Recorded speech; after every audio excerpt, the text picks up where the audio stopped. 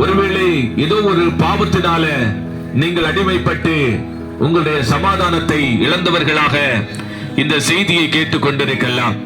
ஒருவேளை உங்களுடைய குடும்பத்திலே ஏதோ ஒரு பிரச்சனை, உங்களுடைய பிள்ளைகளுடைய வாழ்க்கையில ஏதோ ஒரு பிரச்சனை, உங்களுடைய உடலில ஏதோ ஒரு வியாதி, உங்களுடைய வாழ்க்கையில ஏதோ ஒரு தீ ஆவியினுடைய போராட்டம், இப்படி பலவிதமான போராட்டத்தோடு, குழப்பத்தோடு, கலக்கத்தோடு, வருத்தத்தோடு, பாரத்தோடு இந்த செய்தியை கேட்டுக்கொண்டிருக்கிறீங்கன்னு சொன்னா, இந்த கிறிஸ்துமஸ் பண்டிகை நாட்களிலே 2025 ஆண்டுகளுக்கு முன்பாக இந்த உலகத்திலே பிறந்த அந்த இயேசு கிறிஸ்து இந்த நேரத்திலே உங்களை தேடி வந்திருக்கிறார்.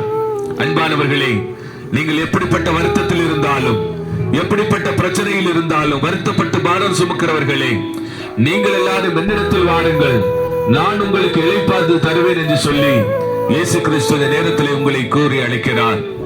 அன்பானவர்களே, இந்த பகுதியில் உள்ள ஒவ்வொரு மக்களையும் இயேசு கிறிஸ்து நேசிக்கிறார்.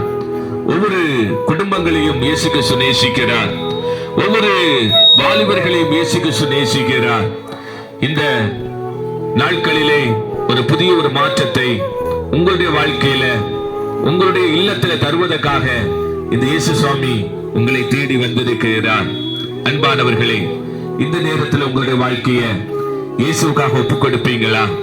உங்களுக்கு சமாதானத்தை தருவதற்காக, உங்களுக்கு சந்தோஷத்தை தருவதற்காக, மரணத்துக்கு பின்பு ஒரு மோட்ச வாழ்க்கையை தருவதற்காக அந்த இயேசு கிறிஸ்து கல்வாரி சிலுவையில் அடிக்கப்பட்டார். தன்னுடைய சரீரத்தினுடைய ஒட்டுமொத்த ரத்தத்தையும் நமக்காக சிந்தி தந்தார்.